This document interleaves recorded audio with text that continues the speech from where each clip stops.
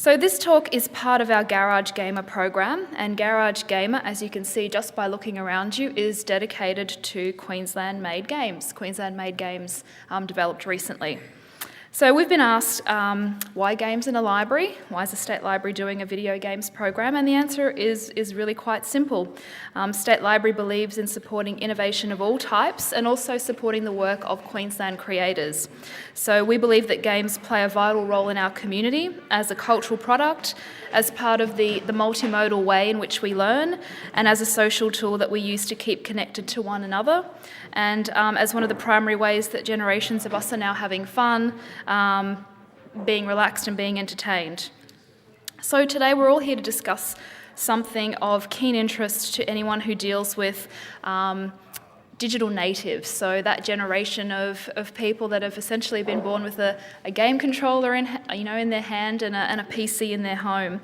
And what we're going to look at is what our panel of experts here have found to be some of the best interactive experiences that we've come across, specifically on mobile devices, so the app-based format. So who here is a parent and is interested from that standpoint? Great. Is anyone here a teacher or early childhood? And is anyone a developer? Games developer? Okay, so no secret games developers spies in here trying to figure out what the best sort of game to make is. That's good. Okay, so parents and teachers. That's right. They should be doing that. They should be doing that. They should be doing their research. So just to also make things clear, this talk is not really intended to be to facilitate a debate about children and screen time or some of the other issues that come up when we discuss games and younger audiences, such as game violence and teenagers. This is not the forum for that discussion. We are having a panel talk on the 6th of March that discusses health benefits of games, so that's probably best suited to that if anyone's interested. But just to sort of start off, for anyone who isn't interested in what is recommended screen time for younger age groups, then I encourage you to visit sites like, I'll throw it up really quickly on the screen behind me, Recreational Screen Time, recommended by the CSIRO as part of their Wellbeing for Kids program. So that's just go to CSIRO, you can type in screen time. Department of Health also has recommended screen time for different age groups. And a really good resource for anyone who's interested is the Raising Children Network, and they have a lot of articles on screen time, and when we talk about screen time, we talk about television, games, anything like that for different age groups, and their articles are quite thorough because it also talks about content and how different developmental stages respond to different types of content. So if you are interested, I recommend you go to those sites, and there's a lot of information there for you to work with. So just to give you a bit of background, the framework that informs our discussion today is the same framework that led us to develop Garage Gamer, and that's the recent studies from Bond University released in August last year that tell us that more than 90% of households are gaming households, in that they have a computer, the internet, a mobile device, a tablet, and that more than 94% of children aged 6 to 15 play games regularly. So that's pretty huge. Games are also part of the high school curriculum, so your kids will be studying games for their design, their aesthetics, their problem-solving aspects as they go through their schooling. Other interesting statistics tell us that the average gamer in Australia is now 32, so that means that a lot of gamers have now got kids of their own, and so gaming is becoming a multi-generational thing. And 83% of parents report playing video games, and that of that group, 88% of them play them with their children. And also 79% of parents tell us that they are always present when their children buy games. So parents are obviously very much connected to gaming with their kids, and the statistics that we're reading are quite healthy in that regard. 57% of gamers play every day, but the amount that they play is only about an hour or so, so that's quite interesting. We're not getting, those statistics that, show that people are committing to 5-6 hours of gameplay. People are playing for short amount of times. One of the reasons for that is that a lot of the gaming that we're doing are mobile-based, so it's games on phones, on tablets, and that sort of thing, and As far as those sorts of games go, access is obviously really easy. It's inexpensive. In some instances, it only costs us 99 cents in the time that we spent on a bus trip. So games are becoming more accessible and more integral to how we relax and how we're entertained and how we learn. And we also know that mobile games, so this kind of phone, iPad, app-based gaming is going to be the predominant form over the next few years. So it's going to be interesting to see how that develops and what sort of products come out of that.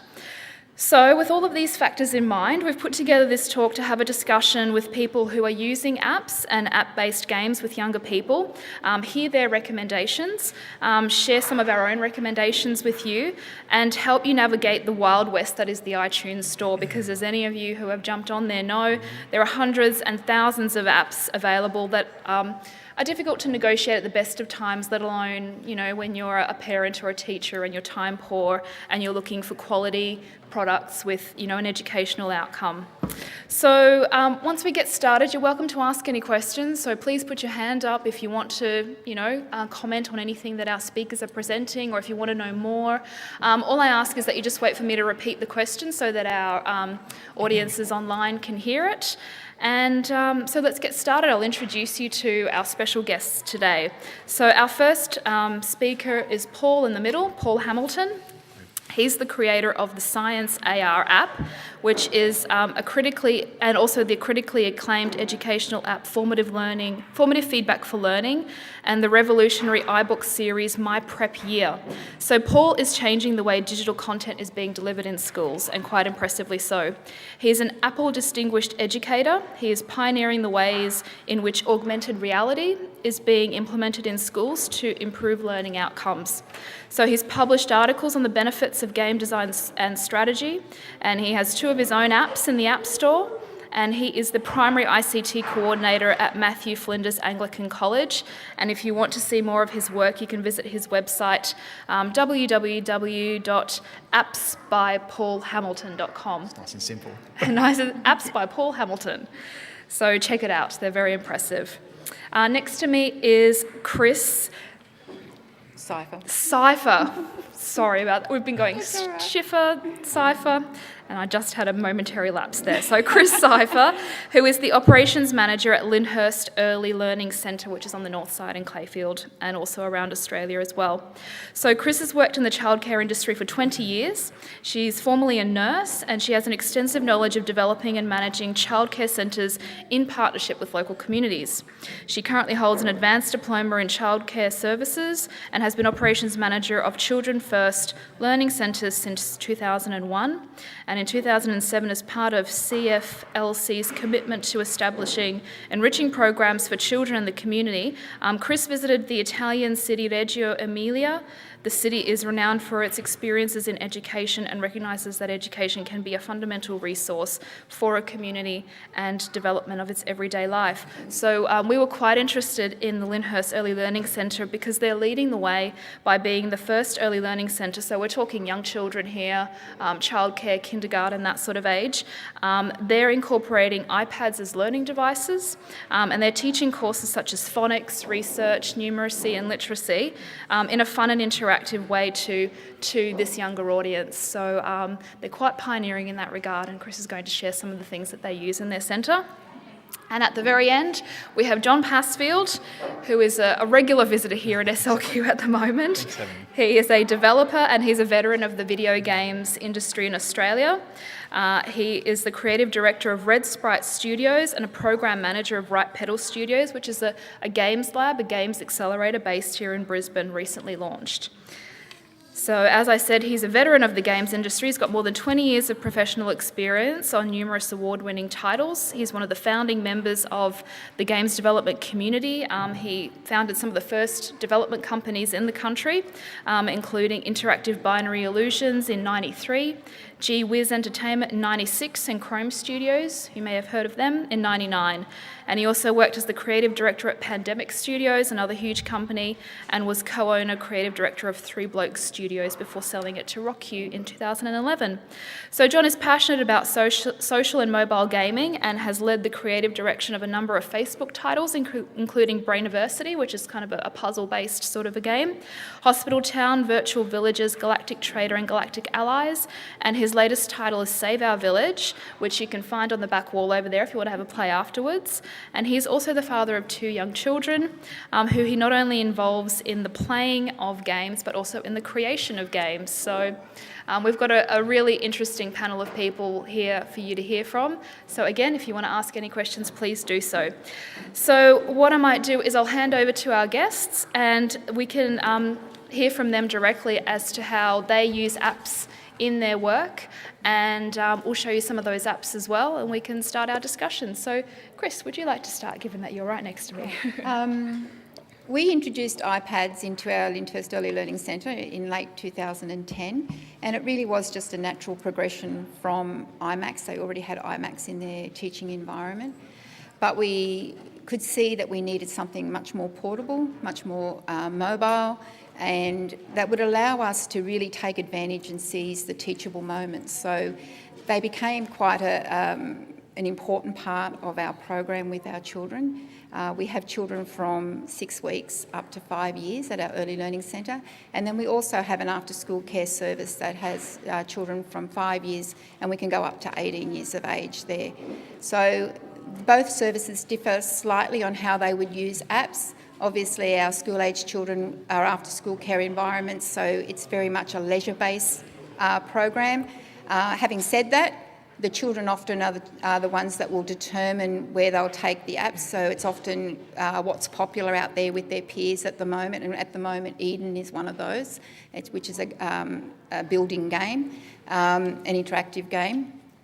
But also we've found that they're often in after-school care basing their apps on popular board games, popular card games, and so then they're searching for the apps on the iPads as well.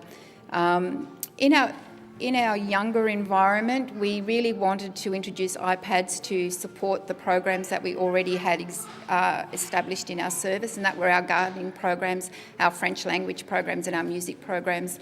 And obviously with gardening, we're out in the environment and we're out actually gardening, and we wanted to really be able to, when we came across a lady beetle, be able to use that lady beetle as a teaching moment and get as much information that was child appropriate for that age group as possible. So we use apps such as Discover, which we can just type in what we're looking for. You can refine your search down to, lady beetles or children under 5 gardening. It depends on what avenue you want to take it, what direction you want to take it, and it's often determined by the children's interest at the time. And then you can even go, that'll bring up numerous amounts of directions that you can take your app into. If you wanted to have some fun games, then you'll find those. If you wanted to have educational games, you'll find those there as well. If you just wanted some information about lady beetles that was simple and really appropriate for under 5s, and it's very easy to go through Discover and do that search engine tool and find out exactly what you want to know. Within our classroom environment, we often use the iPads and the apps to support maybe what is happening in the community. And one of those examples recently obviously was the floods. So, we looked at the water cycle and were able to very quickly pick those things up and find apps that were relevant to that for under 5s. We also then have Apple TV as well. So an interest may have started just with a small group of children and maybe 2 or 3 children and a teacher, and we're looking for apps that were related to what those children were interested in at the time. Then we're able to actually get the whole room involved, all of the children, so it becomes very much a social event as well as a learning opportunity. Sometimes there's just apps that, used to have fun. They don't always have to be have an educational, background to it. So, sometimes it's okay for children just to have fun. And often that's determined by what the children are interested in at the time. It'll often be Dora the Explorer or, Strawberry Shortcake. And I'm sure if you've got young children at home, that's often how you as parents would choose the apps for your children. It would be what is interest to them at the time. So what we want to do now is obviously we want to get to the point where we actually have one iPad for each child in our kindergarten age group. And that's what we will be progressing through to in the future. Excellent. Great. That sounds good. Hello, welcome. My name's Paul Hamilton. My primary role is to work with teachers actually in the correct pedagogy of technology in the classroom. So I'm kind of coming at it from an education point of view, more from an app development point of view. So when I'm working with my staff, predominantly in primary school, it's funny, when we walk into classrooms, we often see students engaged, quiet, but are they engaged in the learning process? And that's something that we need to see a difference between. They could be dead quiet, but it doesn't mean they're learning. So that's something that I'm passing on to my teachers and what we're trying to do. Basically at Matthew Flinders, where I work, our use of iPads really comes down to fostering with iPads, creativity, collaboration and communication. They're kind of the 3 C's that we want students to develop when they're using iPads. We don't want them to passively consume, we actually want them to actively create things. And so there's a real difference there. I also want to make the point that we don't believe that apps do the learning for the students, and that quality instruction from teachers and parents are the key to learning with iPads. It's not the iPad itself, and it's not the app itself. I often have parents ask me, what's an app that will help my children to read? And it's like giving them a book and saying it'll teach you to read. It won't. Quality instruction, talking with your children about, with feedback, what works, what's not working, what are they doing well and not well is really, really important. So when I'm working with teachers and recommending apps, we try and look at those 3 C's and look at apps that kind of tick those boxes, I guess, if you like. An example of that would be at a low primary level, say prep in year 1. Doodle Cast, funny name. The kids always have a giggle about that in Australia. But Doodle Cast is fantastic because it ticks 2 of those boxes. First one, it gets students to actually create. So it comes up with a little image. It could be half a smile. Basically, the students have to finish off that drawing and they press record at the same time and actually communicate their thinking or a story behind it. So what it's doing is that they're not just drawing, they're actually recording their voices, articulating what their ideas are. And students that do this well, they tell a real story behind it. You'll see on the side there's a little record button and a done button. Really easy to use for little students. But what we find is when we first introduce this app with prep in year 1s, they find it very difficult to articulate and talk. It doesn't come naturally. They just want to get on an iPad, maybe what they do at home, press and create, but they're not developing any communication skills at all. That's why I love this one as a drawing, but also a way of developing those communication skills. I don't think we want technology to isolate kids. We want it to kind of open up the world so that they're still developing those 21st century skills that we want developed. The other one that I want to mention for the lower ages was Eden again. I think Minecraft's got a bad rap in a lot of circles, but Eden is more directed at younger students. But once again, it's all about the quality of the instruction. Our year 2s at Matthew Flinders at the moment are creating replicas of the whole school. So they're building the buildings in a virtual world. They're taking photos of all the buildings first. Then they're going back to the lab and actually creating real-life 3D models with walkthroughs of the actual buildings, which falls right into the Australian curriculum at that Year 2 level. So, as I mentioned before, with quality instruction from the teachers and parents, the students can create amazing work, but it does come down to that instruction from adults and parents with the use of apps that make it really highly effective. So they were just 2 examples of the lower end. When it comes to the upper primary area, those digital storytelling apps are really, really good. You know, your Comic Life, Story Patch, even Imovie, where the students are creating their own movies and collaborating with each other. There's another one of those C words, collaborating. They're storyboarding, they're dressing up in props, they're making backdrops. It's not just the app itself, it's the whole process of learning that good apps do well, and it's not just a student sitting in the corner tapping on the screen. It's got to be more than that. So they're just a couple of apps that we use at Matthew Flinders to really good effect. Thank you for that. John? Yes, I'm probably here. I'm more from probably the audience perspective because I make apps and games, but with 2 kids, it was kind of like struggling to find what are the apps and games could I get for my children and how to use them. So we've kind of struggled along and found our own apps. I can talk about some of those, I guess. But one thing we did do, as Susan mentioned with my daughter, is we made an app together called Silly Snaps. It was a very simple little app, a photo captioning app, because my daughter was we downloaded a photo captioning app where you take a photograph and it puts a funny random caption. And I was shocked after about 4 funny captions that had the F word in there because they weren't, it was for adults. And we couldn't find one that was for kids, so we sat down, we deleted that and made our own fun kids app. So she did all the art. Is that in the App Store? It is in the App Store, yes. It's called Silly Snaps. It's, but it was more, and that was for us was a process of how showing her how to make an app, getting her to actually do the artwork, and we did that over. It was a very simple app, but we did that over a period of a few weeks and just had fun with that. And working out how it would work. So she was the designer on that. So that was a lot of fun to work together.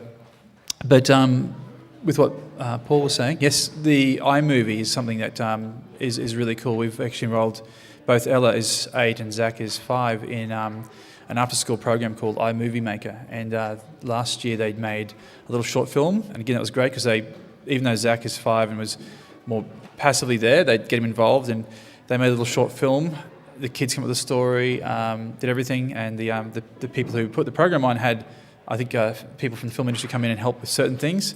And we've re-enrolled in this year, and they're making a documentary. But it was really great because they're talking about things like, long shot and close-ups, and quite interesting. But it was all done on an iPad. And what I think is really interesting is our hope is that by the time Ella and Zach are in higher school, I imagine what they'll be doing is probably making school reports, which will be film-based or movie-based. So getting those skills is really great. So for me it was really just discovering what apps work best for kids. So we were kind of I asked my daughter to put together her favourite apps, and most of them are fashion apps. She's 8, they're all things that are basically dressing up doll apps. But the ones I found really interesting that I've noticed they work together again, her and Zach play together. There's a series of apps called, they're adventure games, they're called Pajama Sam, Freddy Fish. And they're very interactive storybook type games where you move a little character around the screen.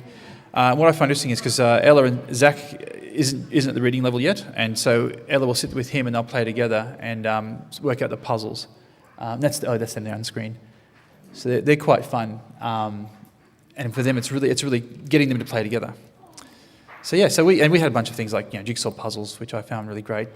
We'd sit there together. One was called Jigsaw Junior. We'd take photographs of our family, it'd make jigsaws for you, and I'd sit with Zach and both Ella, and we'd put the jigsaw pieces back together again. And what was great with that is that we didn't have to clean up the pieces or lose pieces. And you could also change it, the sensitivity, so with motor skills weren't quite there, you could change it so it would kind of lock the pieces in, and that was adjustable. And I think that's also good for, if you have, I guess for disability types things, you can still play with jigsaw puzzles and make things. And the fact that you had photos of the family, it was more engaging as well. But this was something I played with the kids together. So yeah. Great. This is John's app that he developed, which is the child-friendly, I guess, photo captioning, which doesn't, like you mentioned, you had issues with things that were predominantly for an adult audience and featured language that you didn't want a younger person to be exposed to. So this is Silly Snaps, and I think looks like we're seeing your children here. That's it. So I didn't have to worry about going out and sourcing, paying models or actors. So there are kids. But basically, the idea is you pick from the photo library or you take a photograph. So you can take your photo, throw it up, or you can go into your photo stream and find something in there. Great. And you also mentioned the interactive storytelling, which is still downloading, so I'll throw that up. That's great, yeah. And the other thing I was going to say too is, and I'm not sure if they're here, but there's because what I find really great about the App Store and making apps is that it's now accessible to teachers and parents to be able to create these apps. So if you find a niche or a gap in the market, you can actually make them, get them out there. It's a lot easier than it was 10, 15 years ago. And just recently, my mother-in-law sent on an email from some friends of hers who've created a game called Pop-A-Dot. So I'm not sure. Oh, there we go. So that's Nikki. Nikki's in the audience. So they've created an app and now have that in the App Store. And I think that's... I'm not sure if you do that with your children at all, or... Right. So that's another great thing that, not only are you having apps be educational, but if you're that way inclined, you can be in the process of making these things. And as I said, it doesn't have to be an app. It could be making iMovies together and stuff like that. Okay. So. What was the name of your game, Nikki? Pop-A-Dot.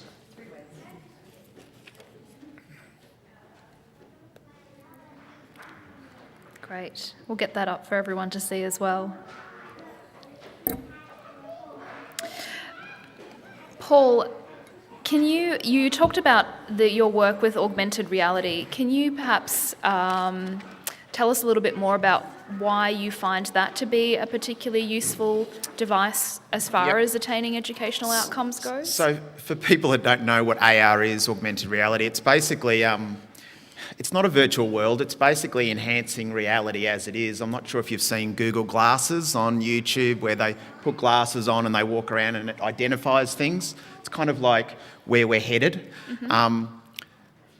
We struggled a little bit at Matthew Flinders with students. We had wonderful teachers that were producing videos, tutorials for their students, and traditionally students would have to click on a link or QR code, scan the code and up would pop it.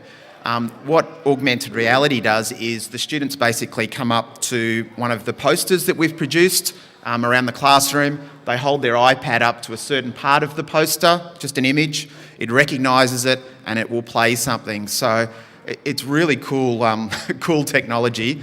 But what it does is instead of looking at a QR code or a link that has no relevance to the tutorial, it's actually holding something up, recognising the image, and the students visually recognise the image and then something happens as a result of it. So an example of this, we had our Year 5 students, they had a worksheet and it had area and perimeter and it had a picture of a billiard table. And the students would basically hold it up to the billiard table and over the top of the image would play length times width and how to actually set it out and do all those things. So what it's doing is the world around us now has hidden information, I guess, and by holding your iPads up to different places, it reveals things. And so I think augmented reality in the future will really, 12 months down the track, it's going to be very popular.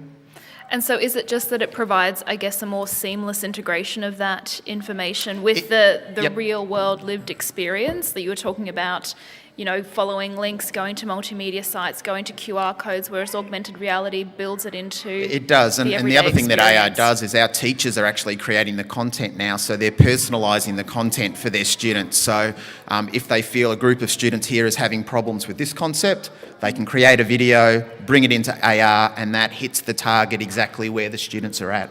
Okay. So that's effective as well. So this sounds like it's for a slightly older age group or a slightly older cohort. No, we have preps and ones holding their iPads up to different images and it actually does things as well because, Are there some examples that you would recommend for our audience today that are sort of, because I know augmented reality is not as prevalent as, say, app games and things like that. No, it's not. So my latest app, which is the Science AR app, it basically comes with two, working on the third poster. One's a water cycle poster that you can download for free off the website. You can print off as big as you want, and there's an Earth Sciences poster as well. And basically what it does is it just opens up in a blank screen, and basically it's using the camera at the back there. You hold it up to an image, the poster that you download, and it has all those tutorials built in.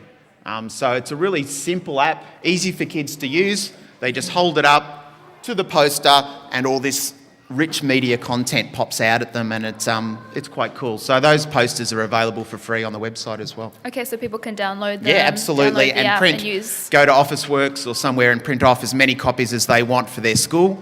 Obviously the app costs $2, but hopefully you can make most of it. Yeah. Do you find that gets them more involved in the physical world as well? It does. It gets bottoms off seats basically as well. And so instead of, if you're doing something on the water cycle, for example, and you've got posters around, students are actually getting off their chair, going up to the posters.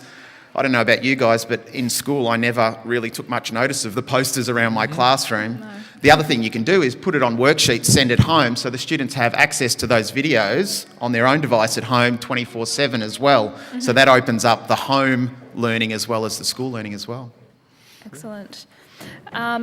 Chris, can you tell us about why you decided to introduce iPad-based learning into Lyndhurst? You were mentioning it to me before we started, and I think it kind of ties into what Paul was talking about as far as people actually getting physical and moving about and interacting in a physical way with games and with apps. I think for myself, I obviously didn't come from a generation where technology played a big part in my school years, but we've had a lot of technology within our service. So we have families electronically sign in and out, our staff electronically sign in and out.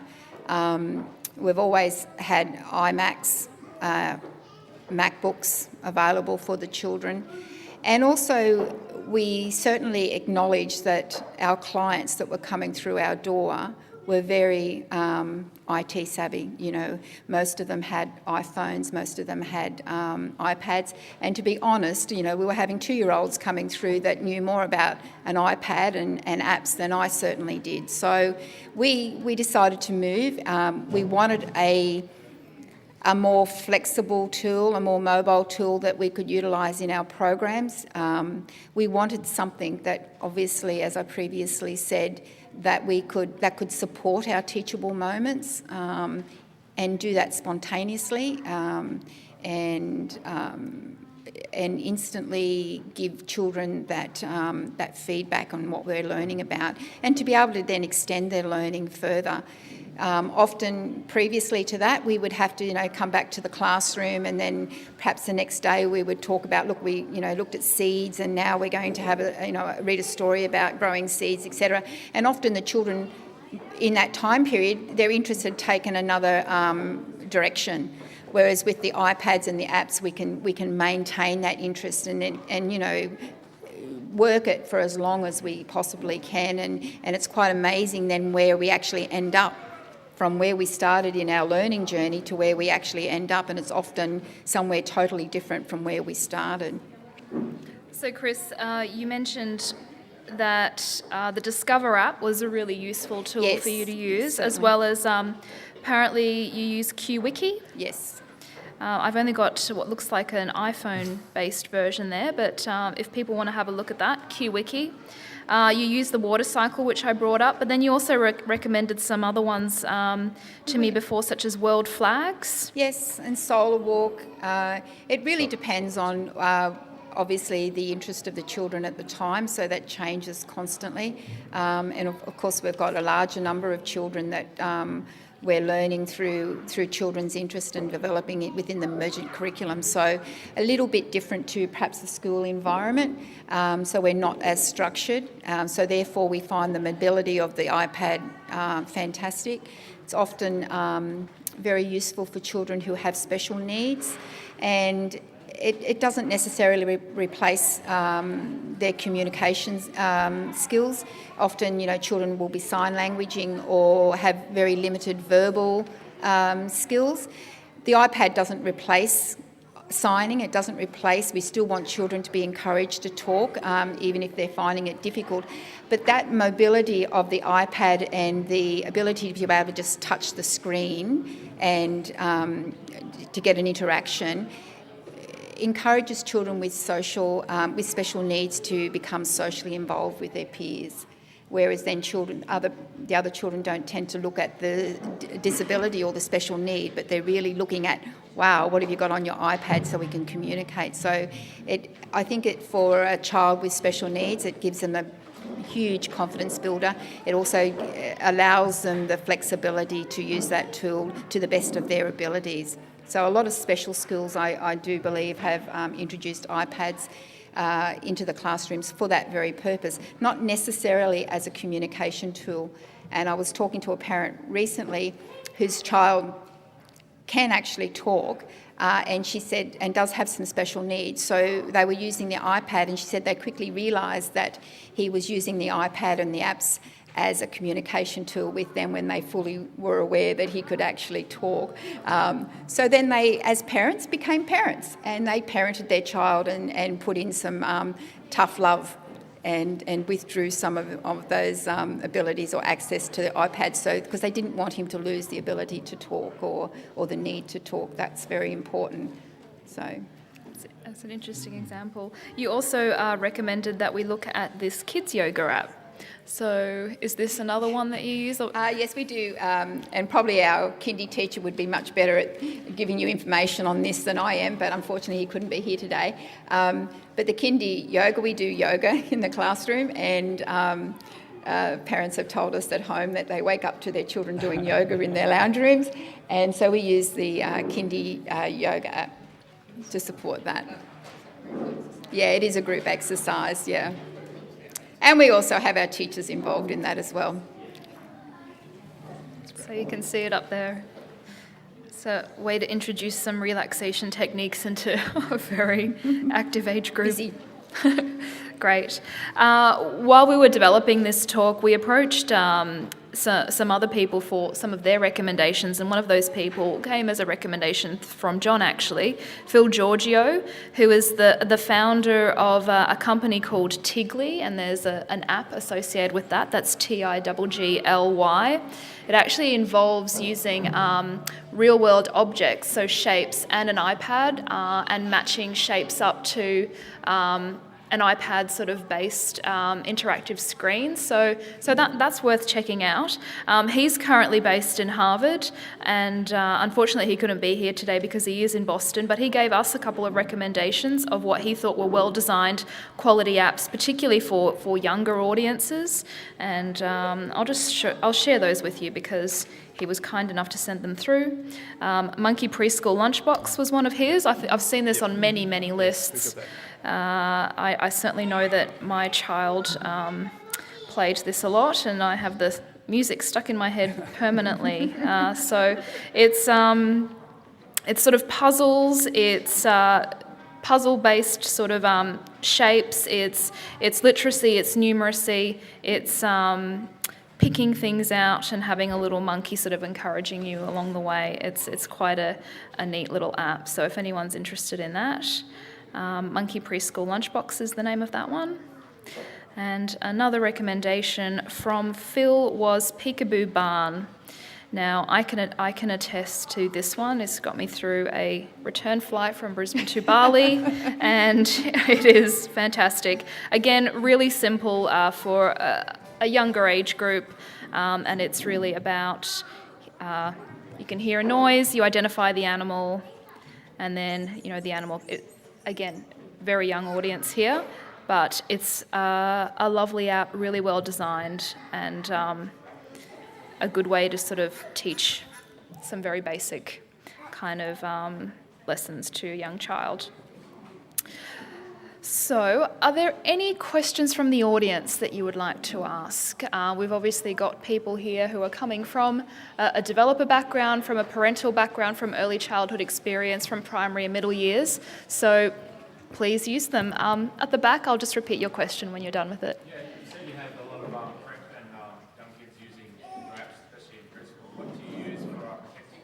Protecting your getting smashed and Okay, I'll repeat that again just for our audience online. So a lot of younger children are using our very expensive iPads. How can we protect these very, very expensive investments? Does anyone have any recommendations? We have like a solid case on ours, and we've got the film projector protection over the top. But seriously, we've had our iPads in our classroom environment, and the children use them. They've been dropped. The only person who's actually broke one of our company iPads was myself. And I just cracked the corner of one of the screens. But yeah, we did think about that when we introduced them into the classroom environment, and we thought that, there was no use introducing an iPad into a classroom for 4 to 5 year olds and then not letting them actually interact with them and have it completely teacher-driven. So that was just a risk, I suppose, we were taking. We talk about the importance of looking after the iPads, and there's a special place where they put them back after that they've used them. They're always using them with a teacher involved, but that teacher's not always got the iPad in their hand. The children do as well. So, yeah, I suppose it's a little bit like your own personal iPhone. How many times have we dropped it and it doesn't break, and then you drop it once and it will break? So we really, I suppose, just cost that into our budgeting, and if one breaks, then so be it. There is a case called an iGuy. He's got little legs and little arms, and it kind of fits in and protects it quite well as well. But I think the education's really important. The respect for equipment and expensive is really an important part of that as well. But having an all-round cover is useful. We had an iPad at home which lasted for quite a while. It was one of the very early ones, and for a period of 2 weeks we had a slip case cover, and it slipped out and it broke. But at times when it had dropped with a cover, it was fine. So I think just that bit of protection all around cover is a good thing to have. Yeah. Definitely. And if you want to look around our exhibition, we've got thousands of people that are coming through here, and we've got iPads in action. We've got some pretty sturdy equipment around them. So take a look, and if you have any more questions, come and see one of us, and we can put you onto that particular brand of case. I know there's some teachers out there too. The Air Strap is excellent. It's got like a strap at the back and really tight fit, and it's really good for walking around if you have got Apple TVs and things like that in your classrooms. So that's excellent. Great. Were there any other questions? Hi, just here.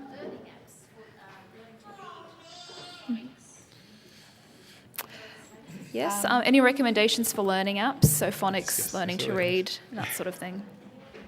Sorry. So ABC letters, there's lots and lots out there. But if you just went through Discover and put that in, it will bring up lots and lots for you to choose from. That's my problem. There's so many. Yeah. That's right. But I think, I mean, Sorry, ABC letters was one, was it, Chris? yes. But as a parent, I think, it's about searching and finding whatever app is suitable for your child. We only use it as an add-on tool for our learning, and we don't actually, it's not our main source of learning, so we just use it as a resource tool for our classroom.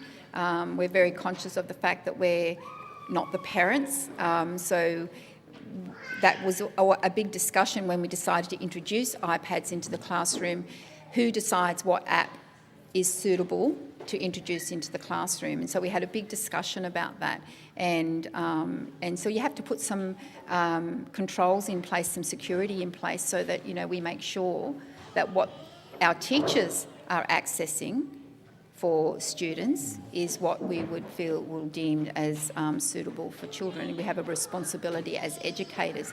As a parent, you have that responsibility, and I'm not sure what else I could tell you because there's so many out there.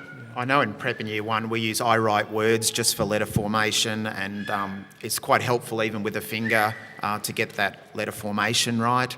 But we also use drawing type apps like Drawing Pad that doesn't have something to follow but just allows students to experiment with different kind of textural and with their fingers and actually create letters that way as well, which is good.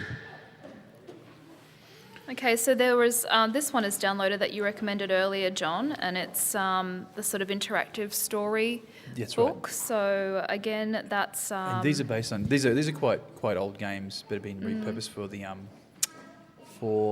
iPad, but they're just solid games that are really fun. And they're simple point and click. You touch the screen, the character moves there. Sorry, you So don't this have any is- sound. Oh, no sound. but- And it's audio. So- It's all full audio, which is great. So these are from a company called, I think it was called Humongous Entertainment. Okay. So there's Pajama Sam and Fatty, Putt and Fatty Bear.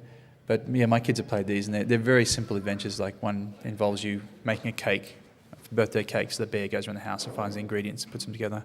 And and you can also put text on as well. But I found that really fun when the kids are playing them together. It's basically each screen is like a storybook page. You move around the screens, which is lots of fun. I was going to say, I was going to recommend also another one called, you mentioned Solar Walk, but one that we like is called, I think it's just called Planets. No, Pocket Universe. No, sorry. Planets. It's basically it's an augmented reality type where you hold up the screen, and it you can point to a star, and when it'll match and map the screen to the star. I've heard of that. And then you can see whether it's Jupiter or what it is. I think Which is that's we use Skywalk, I think. Skywalk. Yeah, Yeah, there's Planets is not the AR one, but right. Skywalk is. Yeah. is another one. Skywalk. So they're Skywalk. Yeah. Great. There's Night Sky. There's probably There's about 3 or 4 of them. Yeah. Yeah. but they're great. Just if you got them on your phone and you're out and you know sometimes WhatsApp star and I have no idea, so we hold it up and that's always good. If you have, we've had some sleepovers and camps with younger children at school, and going out at night and doing that is Yeah. just magic. To see Yeah. the stars coming through is just phenomenal. So what was the one you said that was the augmented one? Skywalk is the one that we use. Yeah. Skywalk. Skywalk. I'll Okay. check that one out. I just find them. I remember as a kid having the Osborne books where I had to go outside and open them up, and then I think realizing that it was the Northern Hemisphere because they're American. I was like, all wrong. So Turn it yeah, upside terrible. down. I knew we had iPads when I was a kid. Great. This could be a good one as well. This is Oscar's alphabet song, and it's basically you sort of. There's different configurations. It encourages you to sort of learn your letters, but it actually, and again, I apologise you don't get any sound with this. I think I turned my sound down. But it's an Australian accent, so it's actually kind of nice to Yes. have an Australian voice telling us that it's Z and not Z. So this is quite nice in that regard, again, for younger ages. So that's alphabet song. We used one called Early Reader, which is only on the iPhone. It's all Australian, so it would have phonics and different Right. sets, and that So was that's Early Reader. Early Reader, And also an Australian-based and app. only on iPhone. But it was useful because it was again Z instead of Z. Z, yes. Having a Z is good. Now, and as far as, I don't know if anyone's interested in art sort of based ones, but some more recommendations would be this is actually quite a sophisticated app. I could play with this for hours. It's you basically sort of have this collection of artists. You can learn about the artists, so you can hear a story about them and their life and their history. So it's an art history class, and then you can actually create your own work from the elements of their paintings. So.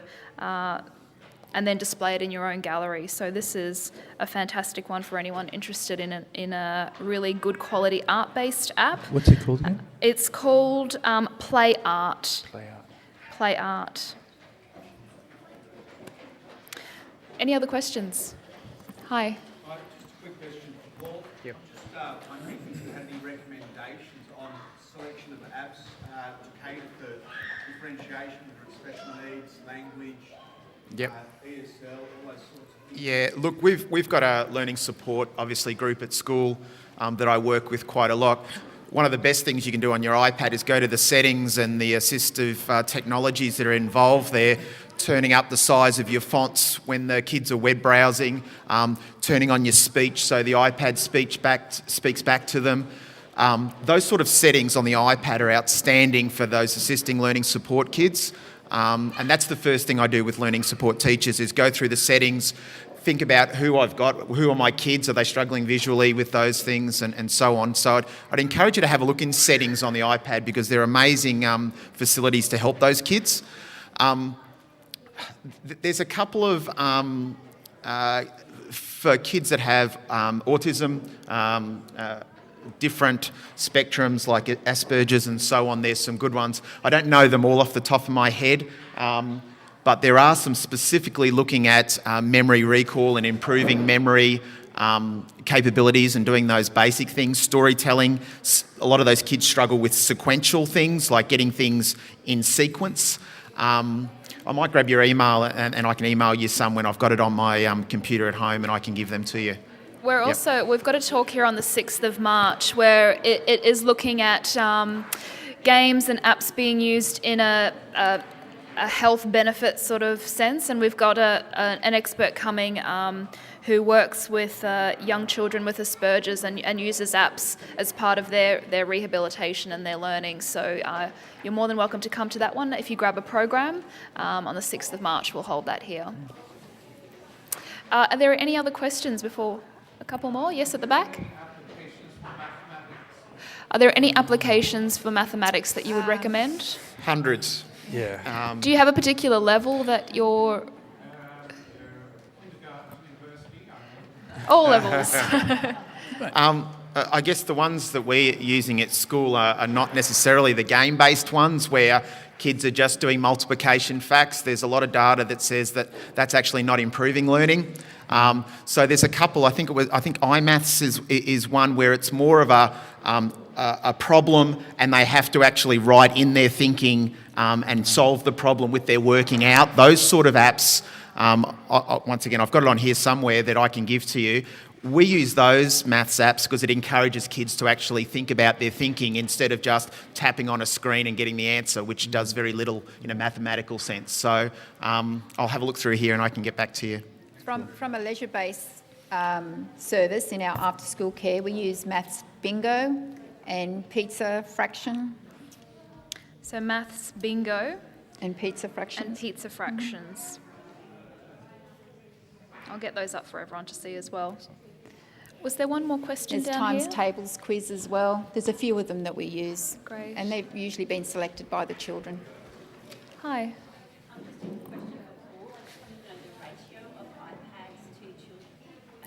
Yep. So at Matthew Flinders, we have in the primary, we have a one-to-one system with Mac Airs. So that's laptop in year 5 and 6, which is terrific in some regard because we're actually building games using Game Salad. And then testing them with the younger children on the iPads, which is quite cool. We have at the moment, we have about 10 iPads in each class. The classes of about 22, 23 students. We're really conscious of students working together with iPads and in a cooperative structure and not just one per student where everyone goes to a different part of the room, is quiet. We want them actually changing iPads, doing some work, getting reflections on it from another student. And so by having limited iPads, I guess, in that regard, it's actually encouraging those cooperative structures, which is fantastic. Yeah. Okay, we're nearly out of time, so one more question. Chris, you said the Discover apps is a great way to find new apps. Do you guys recommend any sites that recommend educational apps? So this isn't just another plug, but Yeah. one of the things teachers come to me a lot and say, I don't want to download it and try it, it's a waste of money and so on. So on my website, I've got about, I think, 50 to 100 just movies of the apps in action, like a screencast. And then you can have a look and say, hey, that suits what I'm doing, or got nothing to do with me, and then I don't get it. But if you go to that Apps by Paul Hamilton, actually, it's on YouTube, Apps by Paul Hamilton. You'll see a whole lot of tutorials on the apps, just looking at how they work, what you press on, just giving you a little bit of training first. If you go to YouTube and just put in Apps by Paul Hamilton, it should come up. Okay, great. Because that's the one thing teachers say a lot is there's so many out there. We want to see it in action. We don't just want to read the reviews and the description. We want to actually see it working. So these are all mine kind of thing. But if you just press on, for example, the second one there, Susan, the Comic Life one, what I've tried to do is just kind of open it up, give a snapshot of when you press this is what this happens. And it's just basically a screencast. I'm not sure if there's sound there or not. iPads in schools. Session today is going to be focusing on Comic Life. My name is Paul Hamilton. Hope you enjoyed today's tutorial. So you'll find Comic Life. And it just goes through the whole lot. And I think teachers really appreciate that kind of run through of the app more than a bit hit and miss otherwise. And it's very much from a teacher's point of view, so it's got little things to look out for, what doesn't work, what does work. I've tried to target it at teachers, but parents can use that as well. Great. Great. So that's the apps by Paul Hamilton, but via YouTube, not through the web. Okay, I think that we're pretty much out of time. So thank you all so much for coming. As we close, I just wanted to basically go over what some of our speakers have said and also reflect on an experience we had here about a year ago when we had renowned children's author and literacy expert Mem Fox visit State Library, so you'd know her from Possum Magic and that sort of thing. And she spoke to a room of about 250 people, all of whom were passionate parents and educators like yourselves, and all of whom were keen to quiz her about the types of books and stories that they should be reading to their children to develop literacy and enhance their learning. And a question from the audience was raised at the end about should parents use iPads? Like, what does that sort of change the game for everyone? What are the differences there, and how does it differ to traditional reading and storytelling techniques? And she acknowledged the obvious format differences, but emphasised that both a traditional book and an iPad were only as effective as the time that an adult put into sharing that particular experience with a child, and that the act of reading and interacting was not just about the absorption of information, but about the bonding shared, the time spent together, even the physical closeness. So apps and games have this particularly wonderful feature of interactivity that is what is obviously attracting the young people in our lives to them and us, and responsiveness. But it's sort of that responsiveness that is actually a lot of fun and genuinely enjoyable for adults. So I found it quite interesting when Paul sort of talked about the focus with the work that he does on collaboration, creation and communication. And so, the key recommendation from Paul being that quality instructions from teachers and parents are what really sets apart a young person's experience with apps or with an iPad. I liked that Chris obviously has integrated this with younger age groups. And is able to kind of use the mobility of these devices to have lessons on the spot, but that you also emphasise that sometimes it's okay to actually just have fun with them, and that's a beautiful experience for people as well. And John, the collaboration that you have with your children and how your game making has changed since you've become a parent, and how you're looking at things with different eyes is also... Yes, we're working on, my son wants to make one called Bees Get Dead. Bees Get I know, Dead. so Look he's for designing that it, he's 5. in the so iTunes store. Look for it soon. Look for it soon. So again, thank you everyone for joining. We're going to repeat this session again at 2:30 because we realise that a lot of people can't do mornings on Saturdays. So if you want to come back, we won't have John with us unfortunately, but we'll have Chris and Paul and John's recommendations. Thank you again for coming, and please come and see us. If you have any questions, come and see the panellists, and you can come and have a play with some of these on my iPad. I'll leave it down here if you want to actually kind of have a little bit of a play before you commit to buying and downloading. Thank you again, and we hope to see you back at State Library soon.